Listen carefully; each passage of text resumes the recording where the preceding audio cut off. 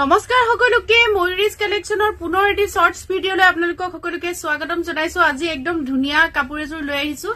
এযোৰ পিওৰ টছত এনেকৈ বনোৱা হৈছে, আহকচোন চাও। পিওৰ টছৰ কাপোৰ হয়, খুব ধুনীয়া একদম নতুন ডিজাইনত বনোৱা হৈছে। চাওকচোন এনেধৰণে এৰী সূতা আৰু ৰঙা সূতাৰ সেল্ফ পাৰি কৰা হৈছে। ডাঙৰ ডাঙৰকৈ কিংখাপ ডিজাইন কৰা হৈছে এৰী সূতা দি আৰু ৰঙা সূতা দি। মাছটো এনেধৰণে উকা থাকিব কাপোৰযোৰৰ। আৰু লগতে আঁচলটো চাওকচোন, এইটো থাকিব ইয়াৰ লগত আঁচল। মই আঁচলটো ওচৰৰ পৰা দেখাই দিছো। এইটো থাকিব ইয়াৰ লগত আঁচল। খুব ধুনীয়াকৈ বনোৱা হৈছে।